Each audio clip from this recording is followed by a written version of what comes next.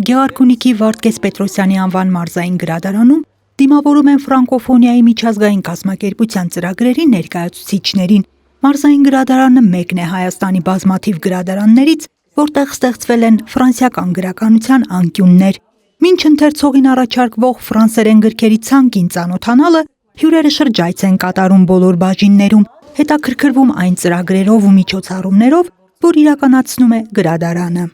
Սա Էմիլ Ջոլա։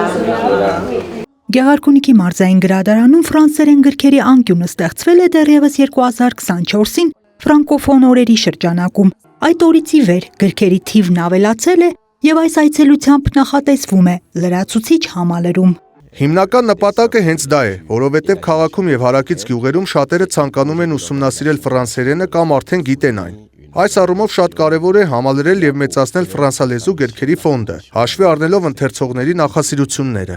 Հյուրերը մարզային գրադարանի տնօրենի եւ աշխատակիցների հետ քննարկումներով փորձում են գնահատել այն կարիքները, որ առնչվում են ֆրանսերեն գրքերի անկյունն ավելի ընդլայնելուն։ Գրադարանը պատրաստակամություն է հայտնում ընդունելու ցանկացած քանակով ֆրանսալեզու գրականություն, աջակցելու կրթական եւ մշակութային ծրագրերին, որ կառաջարկի ֆրանկոֆոնիայի միջազգային կազմակերպությունը։ Ֆրանկոֆոն օրերի շրջանակում գրադարանում ունենում ենք այցելություններ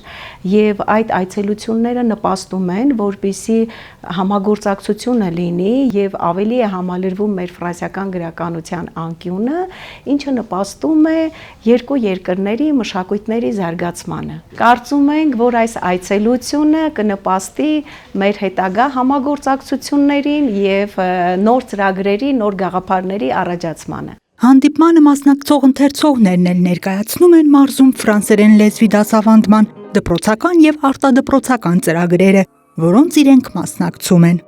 Անահիտ Կարյան, Սարգիս Ալավերդյան, Քյավառ հեռուստաընկերություն, Գեղամա օր։